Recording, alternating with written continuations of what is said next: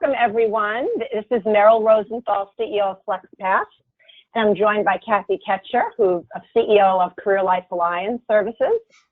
Welcome to Mobilizing Your Workforce Week 3. Looks like by the RSVPs that you all made it through Week 2, so congratulations. I know it was a long week last week, but glad to be with everyone today. Very quickly, for those of you who know us, Kathy and I have our own virtual businesses. We partnered together for Kathy, I don't know, over a dozen years, it seems, if not more, helping companies, organizations, and businesses build stable, proven, and sustainable flexible work initiatives, empowering thousands of people to work anytime, anywhere. And, you know, we are very humbled knowing that the situation we're all in today, which is work from home has now become a mandated involuntary situation. So for us, we are seeing the new normal, and we're hoping a lot of companies are going to optimize this opportunity to learn and be awesome at work from home and give people what they need to do it really, really well. Kathy and I have kept a very close pulse in the last week to see what's going on in companies. You know, how are they managing? What are employees asking? What are some of the concerns, and how are they responding to them? And how are they kind of troubleshooting them, whether they're tactical or strategic? So we really want to hear from you today. We want to share what we're hearing. We want to hear what you're hearing and have an interactive dialogue. So, Kathy, I'm going to hand it to you to take us forward, and then I'll be bopping in and out of the conversation. Looking forward to a great conversation. Yeah, right. Thank you. Thanks, Meryl, and thanks all of you for making the time to join today. So this is awesome. Look at everybody. I'm just kind of glancing around and seeing all the people who are able to go on video. Thank you for doing that. It's awesome to see your faces and to know that everybody's getting comfortable connecting in a new way. But what I'm going to do, because I'm unsure of my bandwidth, and Meryl and I did a meeting this morning in which I was able to get kicked off 3 times.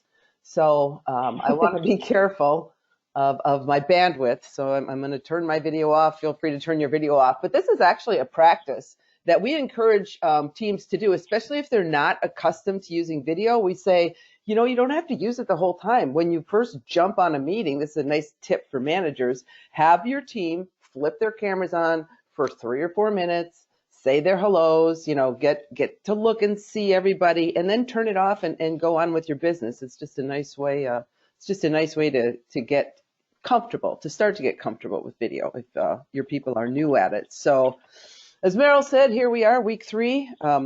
It has been a roller coaster ride. I think the theme this week that I experience is, I'm calling it coming to grips, because last week was a big rush of reactions, you know, not quite believing what was happening. And this week I see people, and myself included, kind of moving more into that acceptance mode. But we're still, you know, uncertain and anxious. And if we're uncertain and anxious, people are clearly, you know, everybody is pretty much uncertain and anxious. So Meryl and I have continued to field questions from our clients.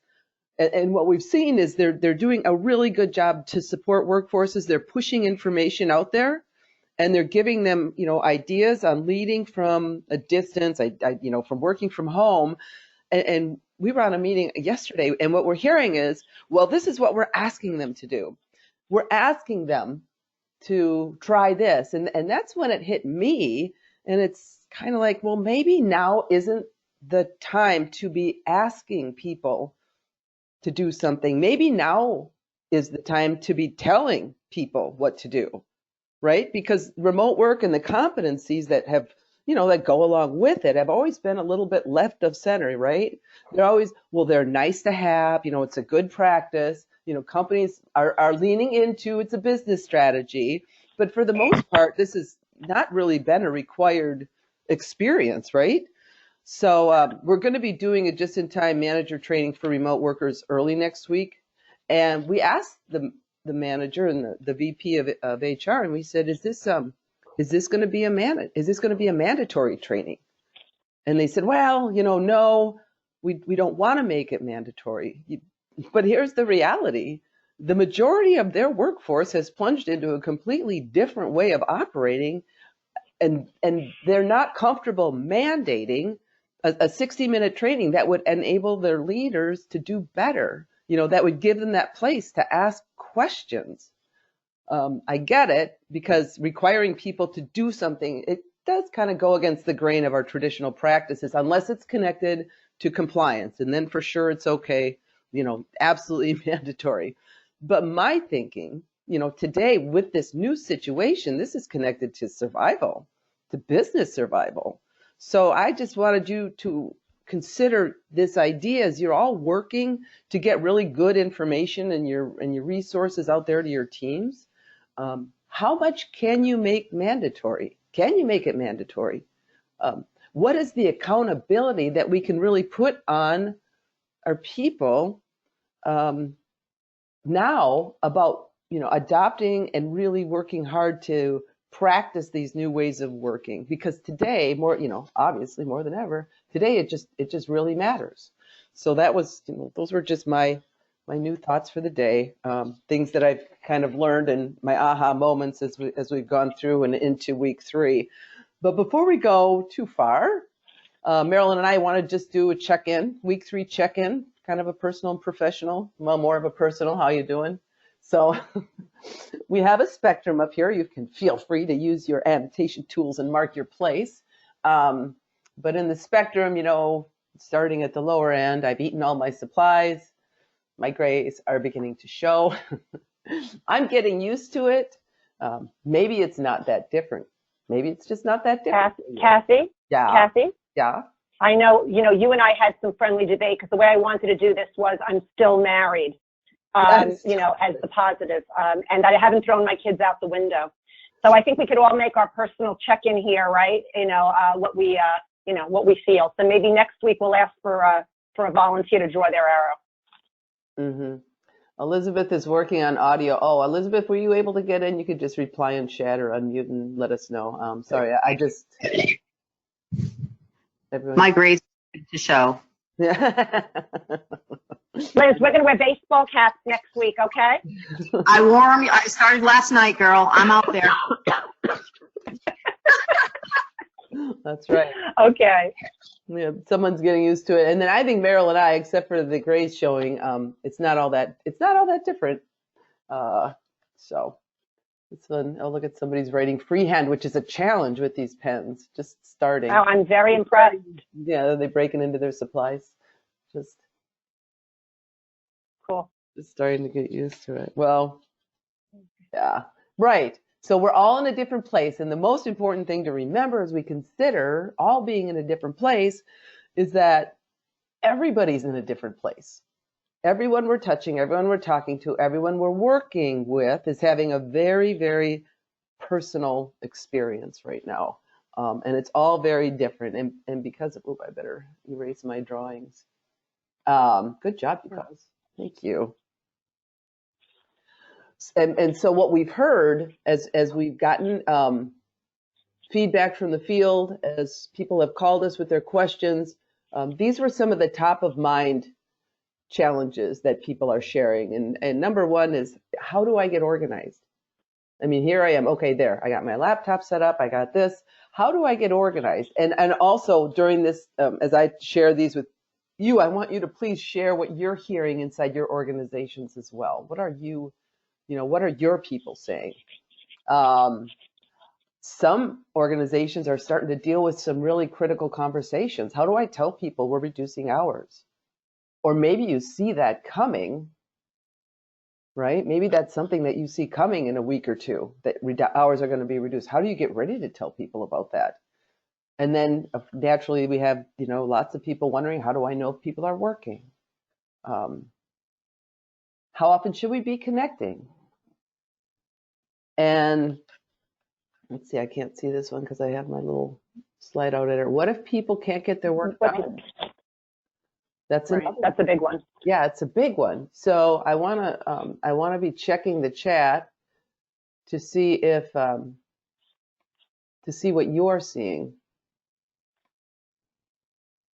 And Meryl, I don't know if you can see chat. I keep trying to navigate, and I seem to have lost my. Yeah, I can see the chat. Oh, I haven't seen anyone do a group chat yet, but if there's a group chat, please send it our way.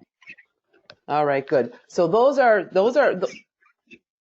some of the things that we're hearing. And I think all of us are dealing with this heightened stress, and it could be the stress of having family combined together. I don't know if there's anyone on the call who has, children that they have to manage. I mean, mine are grown and gone, but what a challenge that would be.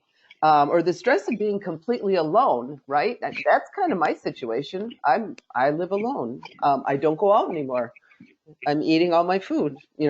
I'm starting to feel isolated. So that's my experience. Or having to work from home.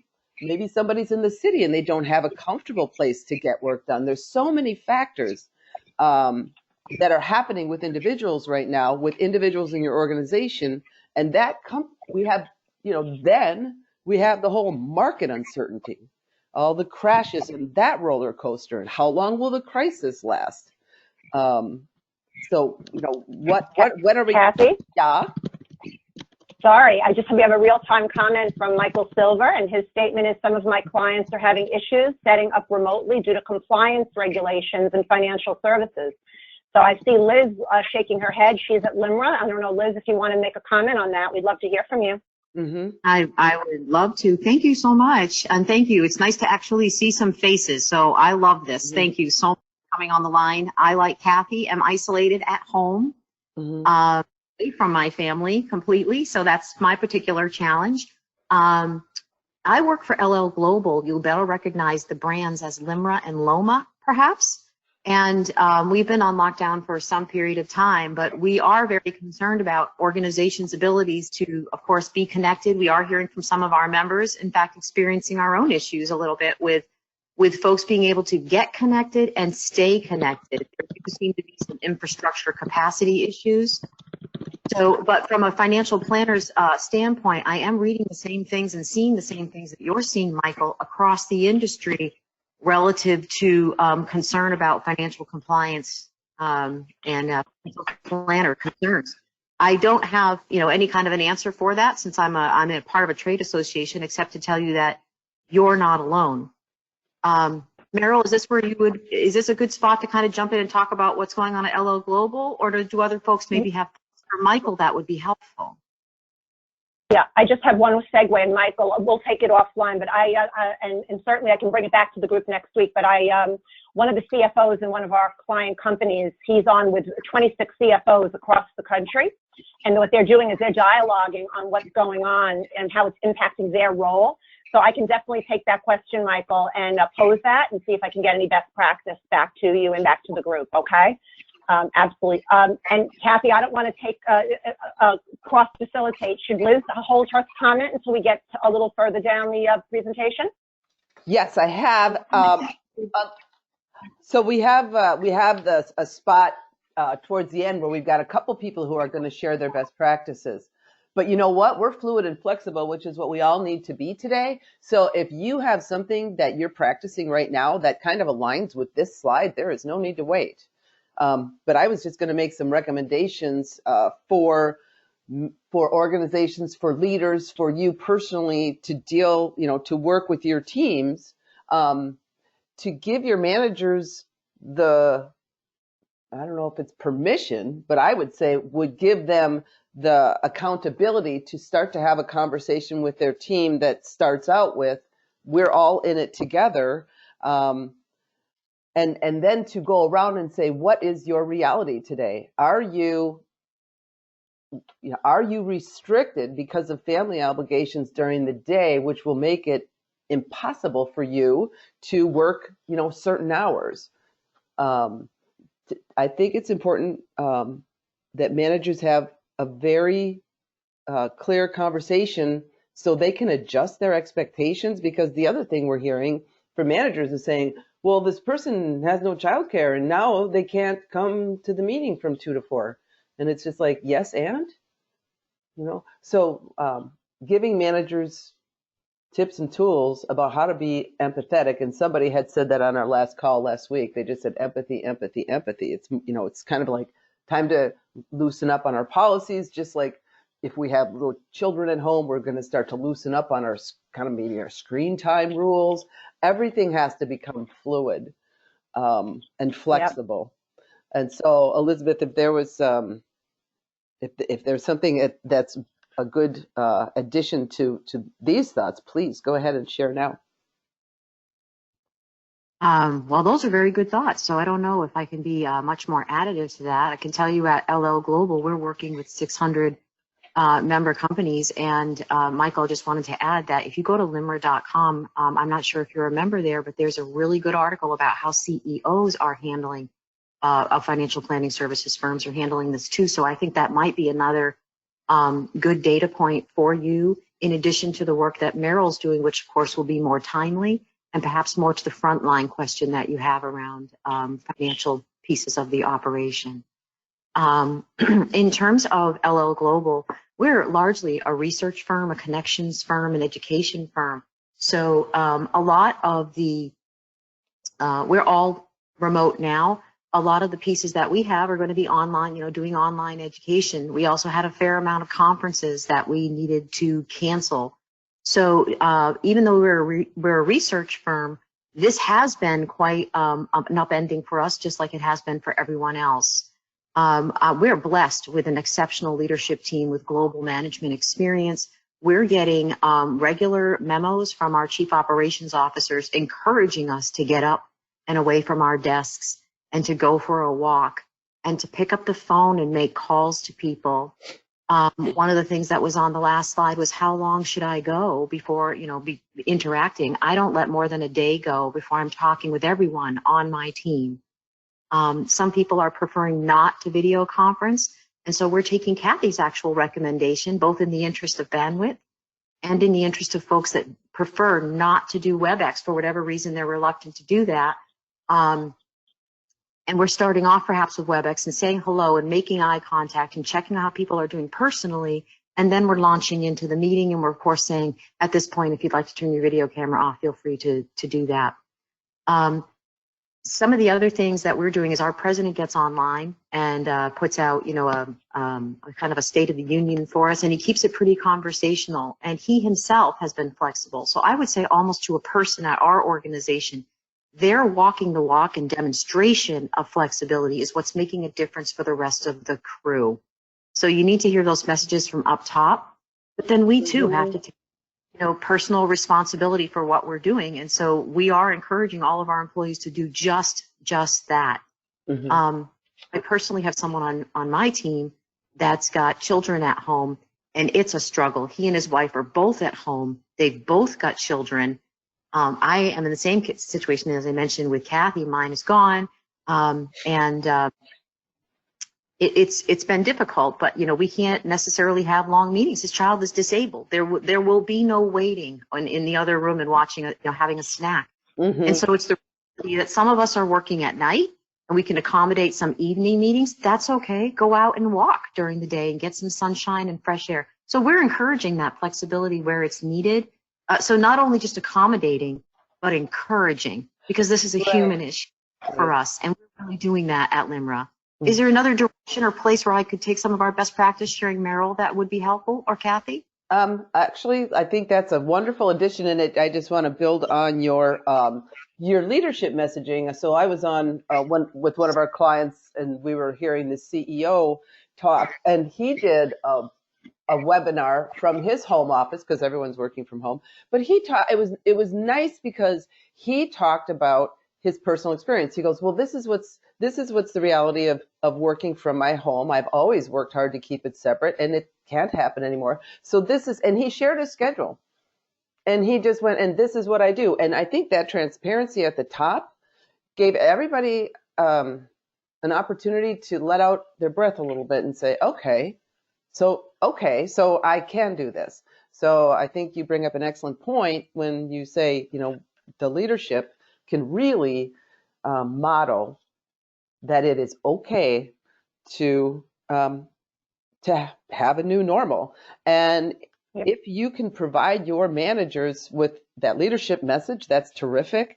And a discussion guide that you tell them to have about establishing their team members, their direct reports, establish the new normal, and together find the times that are going to be the best to connect. and be understanding, accepting, and just acknowledge. So I don't know if anyone has other thoughts around that, or what practices that they have seen or shared.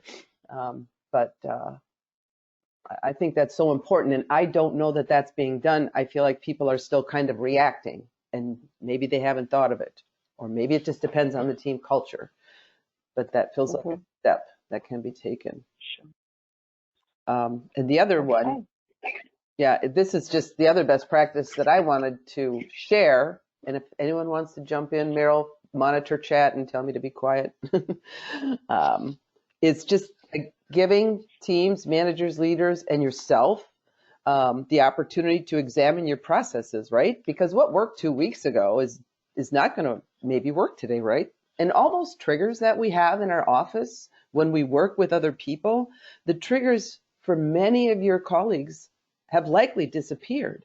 And teams are going to get settled into new and different ways of working, but they have to be conscious and aware of how they must transform traditional practices into new virtual work practices. So if you're an agile team, and what we do in agile is we meet face to face, we brainstorm over whiteboard for hours at a time, that's not there anymore. How do you emulate it? Right? Is there, you can put together your list of technology tools that say, if this is how you met BC, before Corona, this is how you can meet today. Use, give them some choices in tools they use, and then tell them to make a plan.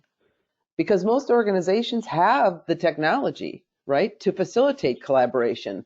Unfortunately, people don't generally use it to the best of their ability. So that's when I do these little webinars, I always try to get people to try and use these different tools. It's a little more engaging, and it sparks ideas for something they can try.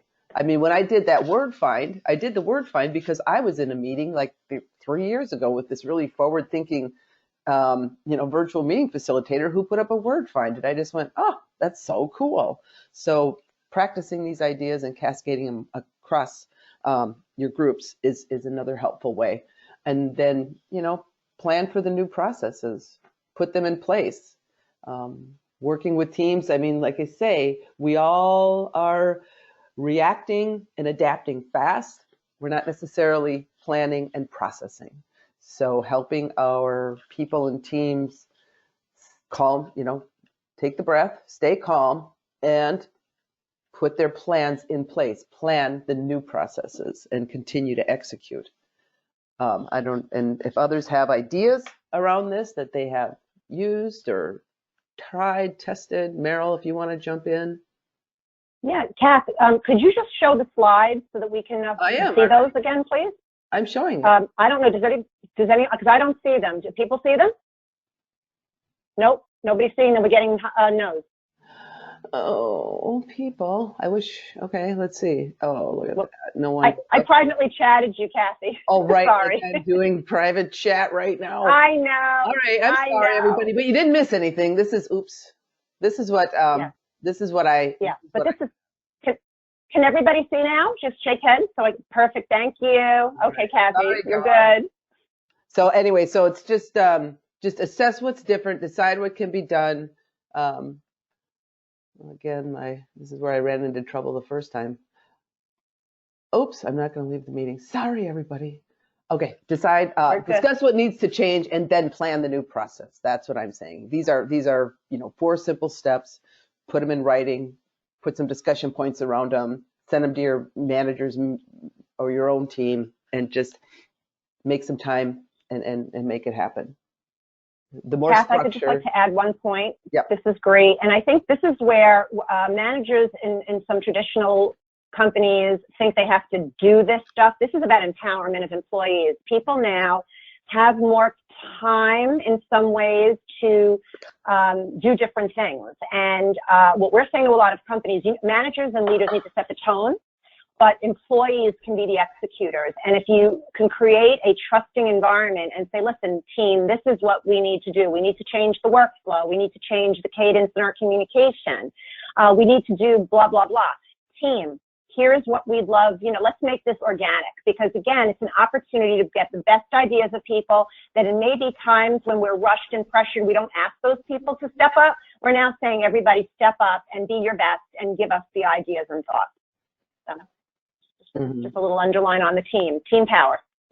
Right. And here's a bit of an example about how teams can take the technology that's available inside your organization, or you assemble the technology that's available inside your organization and give people a worksheet or a process sheet so that as a group they come together and make some decisions.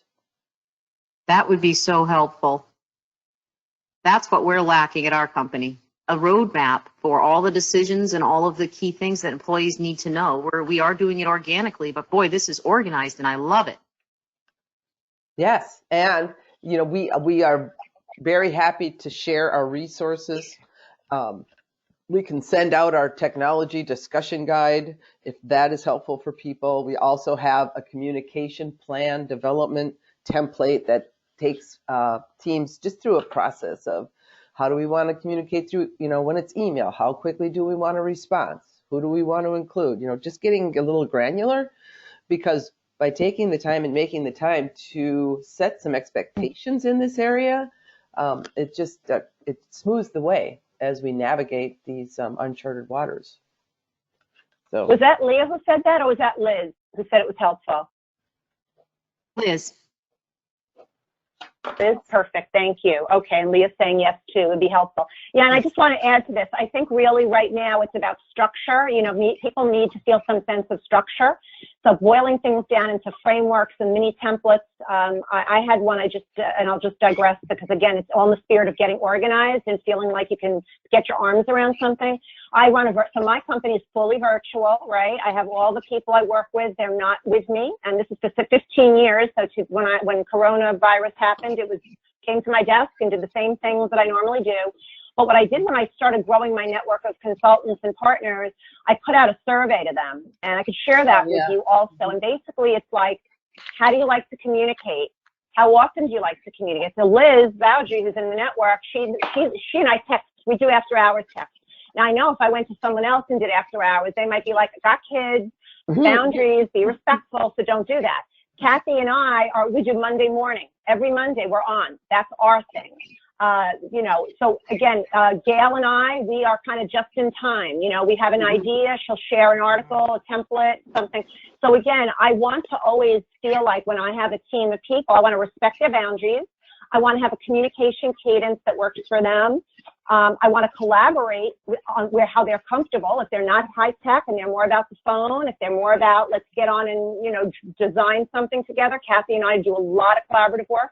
So I meet people where they are in terms of their comfort level, and I think that's part of what this whole journey is going to take us. We are going to be more sensitive, I think, around what people need, want, and how they want to have that human social contact. So again, this is a good time to shore that up with our teams. So anyway, I just wanted to make sure everybody if anyone else has anything that they have that they can share with the group. It's not just Kathy and I. You might have a best practice or something you use. I think we could always share that across the group. It's Gail. Good morning, everyone. Hey, Gail. Hi.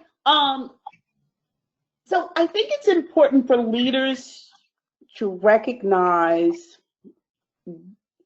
to try it. Like, it's not going to be perfect, and they need to be vulnerable enough to say that to their teams. We're going to try this. We can course correct as we go along, but it's all new. Does that make sense? Absolutely. Totally. Right. And I want to know, are people thinking, so we were in another meeting yesterday, and I said, does it feel like the work is going to slow down for people, maybe starting next week? And for me, it feels pretty true. But the people on the call said, oh my gosh, no, it's not going to slow down. What are you all seeing out there? If you want to put in chat, or just probably put in chat might be the best way. But is it going to slow down? And will that create this space for people to get good And Meryl, let me know what it says because I have Absolutely. Nothing yet, but maybe people are thinking. or So unmute yourself and share too. It's just sometimes when we're absolutely. unmuting, we're all talking over each other, which is fun. Anyways, This is Liz Caswell. I'll share with you from a LIMRA standpoint. I've been asking a lot of our member companies, again, we're about 600 large, what's going on there? Because the first thing that I experienced personally was I felt like there was a shock and awe stage. I forgot what you called it. I think a coming to grips, Kathy, week 2. yeah, week 3 is coming to grips. Yeah. Shock and awe. I opened up my email on Monday morning and there was nothing. And I'm used to being deluged. Oh, yeah. Yep. There was nothing. And I said, okay, work is not dropping off this quickly. I think people were just making that, you got to make that personal change and then look at your, your family in that situation. Then you got to work at your, your neighbor, your community, your extended family. Then you start thinking about the work stuff and the reality of what's going on there. It's a personal journey as much as it is a corporate journey for us. And that people are on different paths, and we just have to be sensitive to that. But our work hasn't slowed at all. I've asked my companies, hey, did y'all come in to not much on Monday morning? And they're saying, no, we're getting crushed. People still, no slowdown, head down, keep working as much as you can. It's almost like it should be a speed bump in our work deliverables rather than a showstopper. Right. It's just a matter of if consumerism will carry on. I think that might be the ripple that comes, but I'm not sure. Right. Now, Leah, you're saying work has already slowed down for us, but it's because we were all still getting everyone the technology to work remotely. So that's exactly a great point. We see certain companies that were, dipping their toe in the water on this. So it was a little bit of ad hoc flexibility, not really committed, kind of, one-off type things. And then this happened and it was like, oh crap, do people even have the ability to, use their computers and their technology? Do they have any kind of foundation? So I think that's the scramble that we're seeing, and that people then have to still figure out how they're going to get their work done. So I think that's really, really important. That whole idea of, are you prepared? So totally. Right. Yep. So, all right. Well, and then Melissa, I'm sorry. Okay. Survey. Yes, we will get you things. Absolutely, everyone. Absolutely. Yeah. If you have gaps right now in your, in your supports for people, just put them in the chat and we will gather up our resources and we're happy to share. All right. So Meryl is going to talk about, and we're just kind of touching on it now, this uncertainty about workload and performance. Absolutely. So there's a few things here that I think are worth highlighting. And a few of you who I talk to offline that I have the good fortune to speak to and get real-time information is team performance and uneven workloads. So, on a good day, you have teams that, some people are very busy and other people maybe aren't. And some of that could just be honest, that poor distribution of work, or it could be a person who's a little bit of a slacker. So, those are things that are normal and every day. But now you can't see people, and all of a sudden now managers might be getting a little antsy, like, okay, I've got this one employee that doesn't skip a beat, she's accessible, the work's coming in, the emails are hitting. And then I have people who can't do their normal work that they used to do because they don't have the tools. And as mentioned in the chat, they don't have some of the systems and tools that they had, so they're scurrying. And then you have others that can't do their normal work because they're challenged by personal constraints, childcare, elder care situations, just general distractions. So people are saying, well, what do I do about this? And so a couple of thoughts, and some of these you have to custom to your culture and the way you do business. But first of all, we need to have candid conversations. We should never assume that if a person's not pulling their load, we should find out what's going on. And it's not, what have you done today? It's more about, let's talk about your priorities today. So this kind of hierarchical command and control style works poorly on a good day. It is horrible on a virtual day, and double horrible when you have the total work at home. So these candid conversations aren't about what did you do for me today. These candid conversations about, let's talk about what the priorities of the day are today and for the week, and how are you doing? Number two, if you feel like people are not pulling their load, you need to get underneath it, like what's happening, and then come up with a plan. Some people might say, hey, forget it. That person wasn't great during when he or she worked for me, and now this is the time to get rid of them.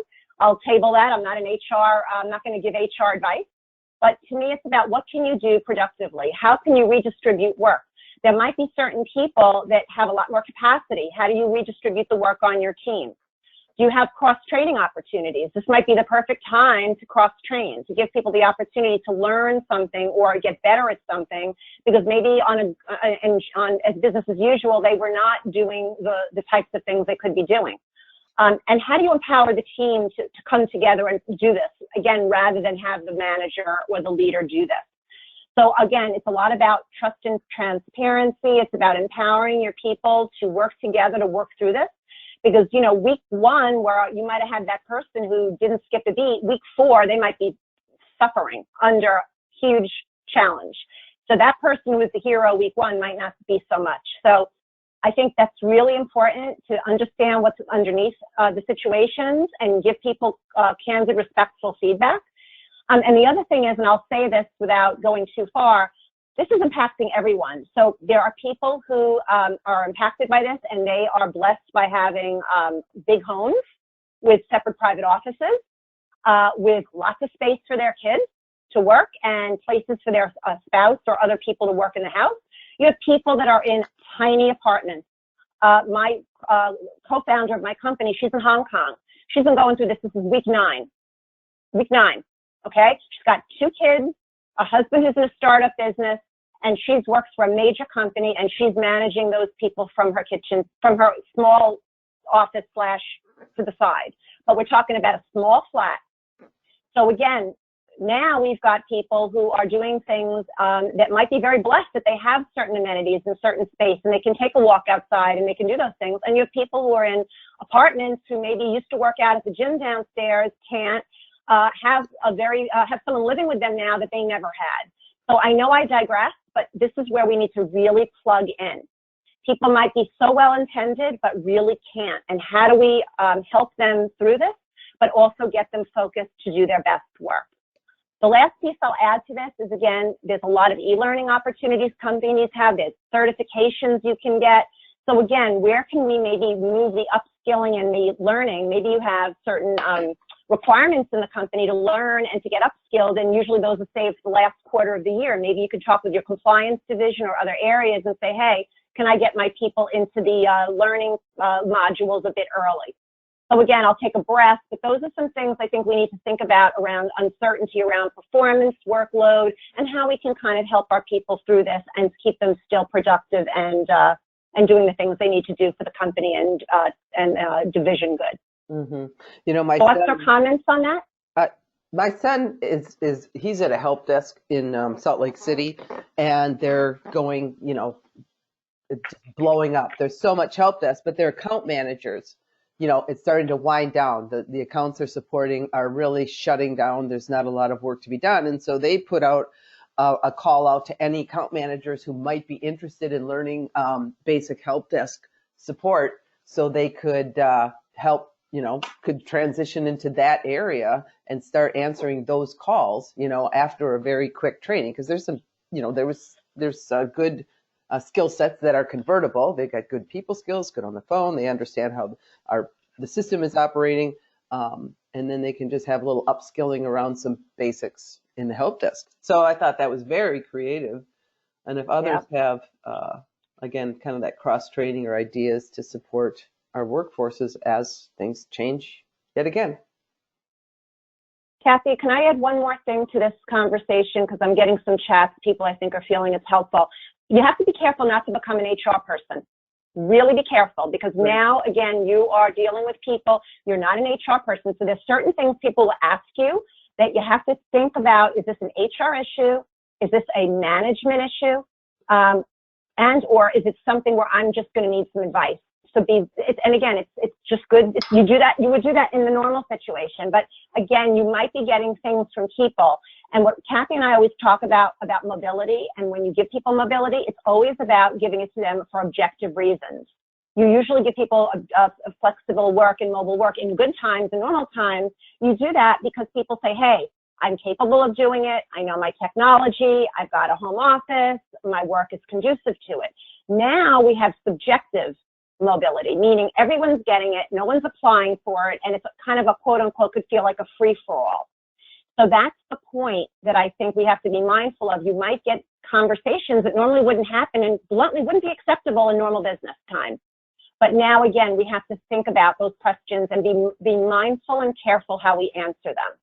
And one of the things Kathy and I have been asked to do, which is very interesting, is that would we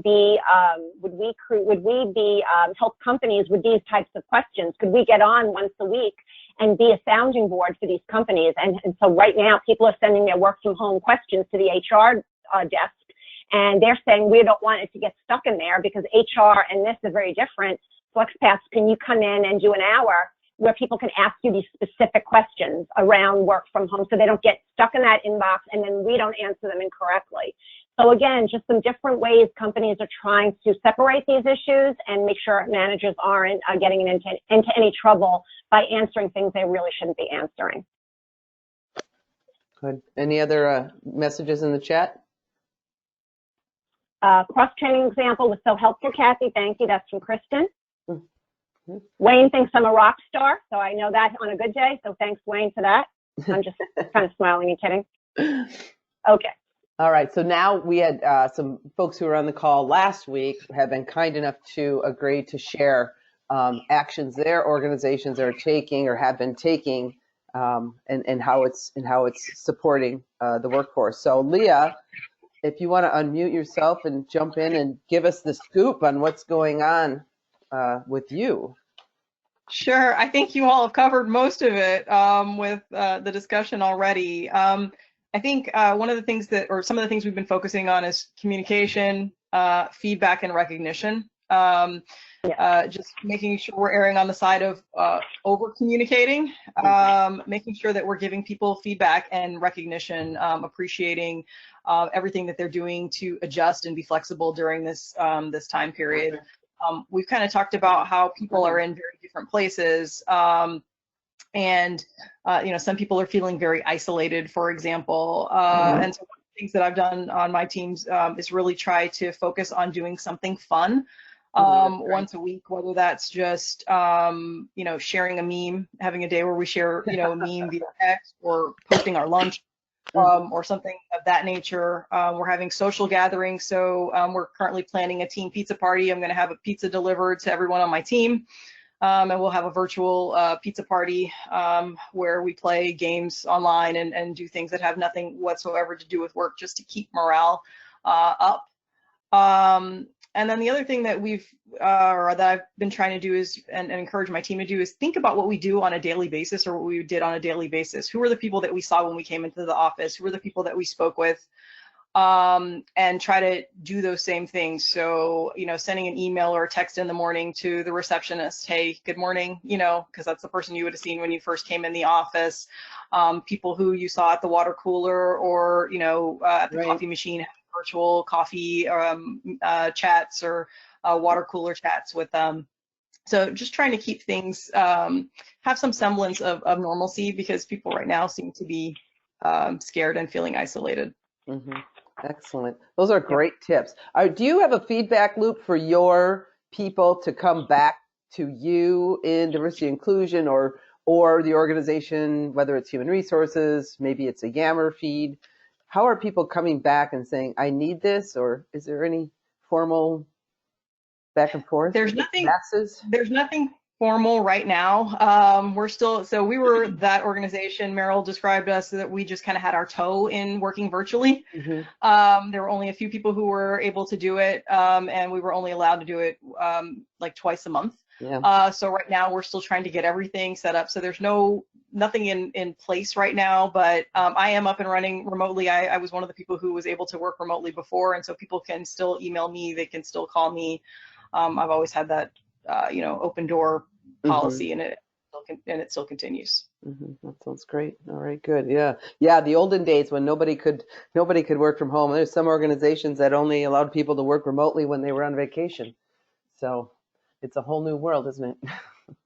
It is definitely a whole new world. Another challenge we're having, so I work for a legal services organization, and a lot of the work that we do is confidential. And we have large volumes of documents that we have to go through. And so that we're facing is that's impacting productivity is some people can't digest those large volumes of information online. They need the paper. Oh, sure. I'm one of those people. Sometimes you have to compare documents, to see, if somebody doctored something or fabricated something, and it's hard to do that virtually. So we're still trying to figure those things out. Yeah, that brings up a good point around the technology. Are you enabling people or budgeting for them to go buy 2 screens? I mean, there's another situation to think about. Absolutely. Kathy, we have a couple of good thoughts here. We're going to call on Liz from Boundary in a moment. She's going to talk a little bit about engagement. She's our engagement guru. Without the virus, she does amazing work. But Andrea Lorenzo has said, I've also heard about virtual happy hours on Thursdays or Fridays to give people a chance to talk about things that are not all work-related. Absolutely brilliant. It's really an opportunity to just show your informal side and give people the opportunity to get to know each other. So, Andrea, that's awesome. If you want to say anything else about that, feel free. We'd love to hear from you. Would you like to?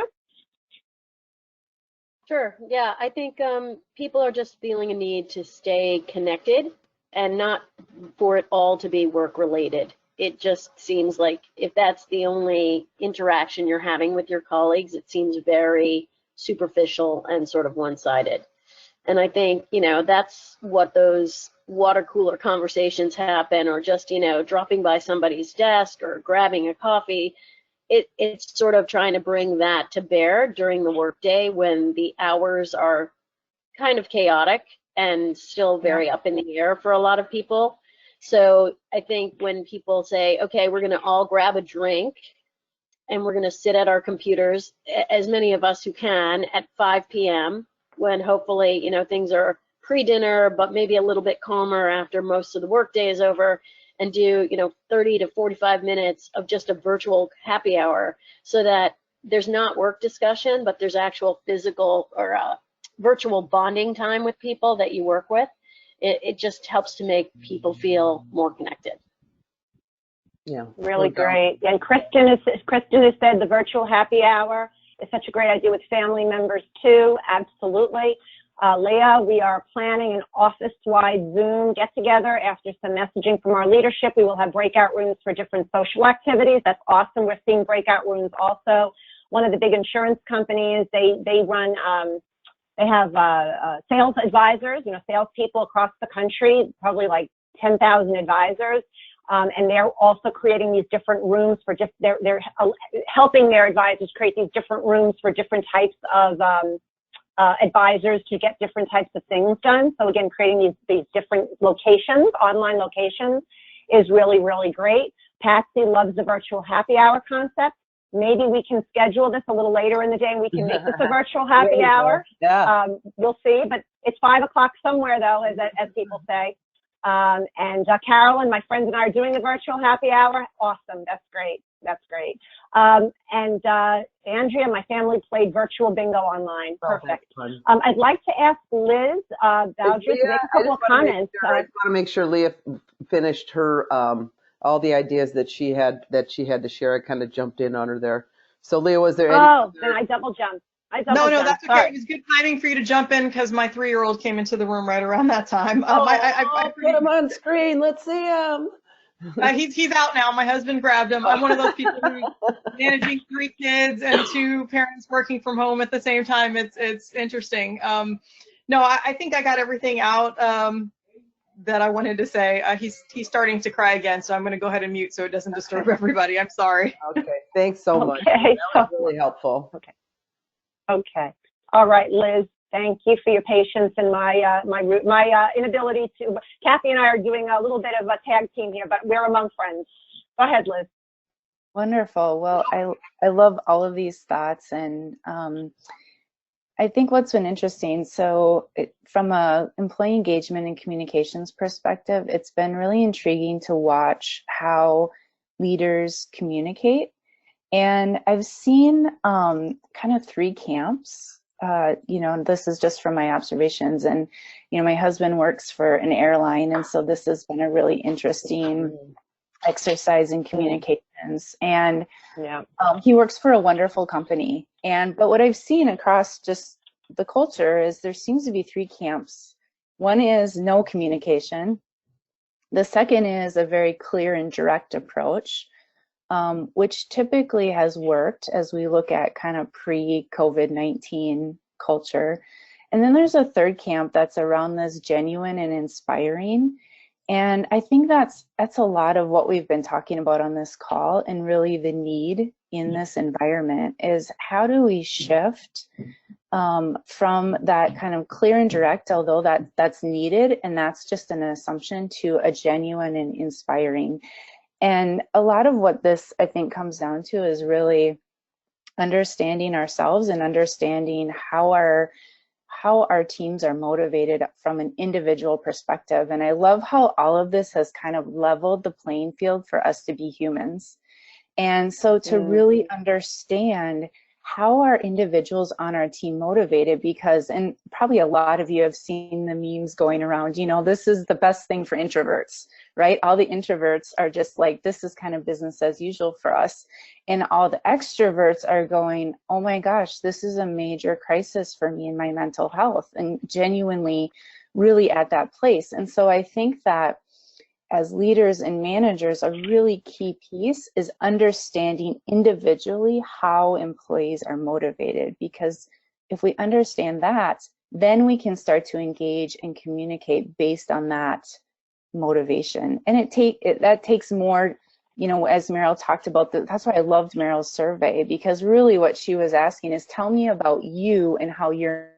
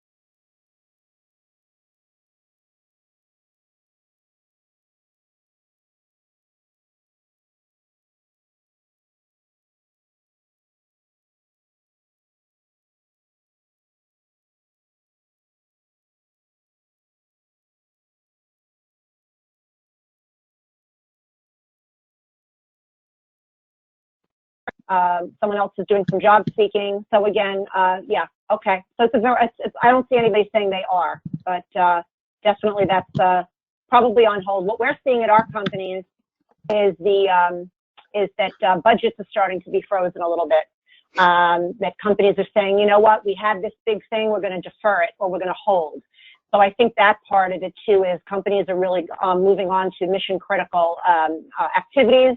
And I think once maybe they get through these couple of weeks of just getting solid, they might be able to regroup. The other thing is, and I know Kathy, you're back on, I'll just have to finish my thought, is that what we're saying to companies is, listen, we are in uncertain times, but you can't go into completely survival mode. Because if you go into only survival mode, you're solving for a very, very specific thing. You have to also use the opportunity to, you know, continue operations and do some things and put people on task to do those other things. So definitely, it's easy to say, but definitely a different. Some companies have a mindset that this is still business as usual with a big blip, and others are really going into hunkering down. I have another chat here. It says, we are receiving information from healthcare related and other groups that are needing special skills, getting a lot of requests for those seeking jobs. And that's from Patsy Bartley. Mm-hmm. All right. And yeah, sorry, I knew it was going to happen. I got That's okay. kicked out. We kept But going. anyways, We're okay. we have just a couple minutes left. If there's any additional questions, comments, best practices to share, or if you would like to request if there's any specific tools or resources you're looking for, like I said, we have a few and are happy to share. Could I just ask you one question about your business? Who is speaking? This is Liz Caswell. The quick question I Okay. had for you is around what, you can do 1 hour workshops all the way up to a full consultation, right? That's what the breadth of your abilities there at FlexPath. Correct. Okay, good. So there's a lot of ability in terms of how you can help us and how much we might need to invest in, right? Yeah, I mean, just to give you a very quick answer, some companies are like, and Kathy and I are working on this for next week, they're like, we need you Monday. So we got this, Kathy, yesterday? We need you Monday to get on with 4 groups of 25 managers, and we want you to talk with them about accountability, trust, collaboration, and communication, and we want you to facilitate that group, 4 groups. So we're doing that next Monday and Thursday. I have another company that is also asking for us to go to handle that in Latin America. They need a Hispanic speaker, and they need somebody who can handle some stuff global. So the good news is, between Kathy and myself and the great team that I have, we have lots of resources to custom conversations, talks, take Q&As, do whatever is needed to help fill the gap in this time. So absolutely, we can talk with you offline and brainstorm with anybody if there's any need. Yeah. All right. We're at the top of the hour. I want to thank everybody for making the time. I love getting together with everybody and just. Again, I think it's just that human connection again, just kind of we're in it together, sharing what's going on, doing best practices. We're going to do this again next week. There's people, what are we focusing on next week, Meryl? I think engagement during this.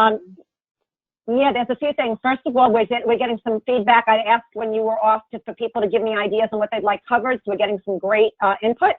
And we'll talk with Liz a little bit because I think she could provide some great engagement perspectives. So we might do a three-way conversation next week. But send us your ideas either in the chat now before we hang up in the next minute, or call or email. You see our email addresses. Let us know what you want to hear. And in the meantime, we'll put something together and get us back together noon Eastern on Tuesday. All right. Well, thanks everybody, and stay healthy and safe.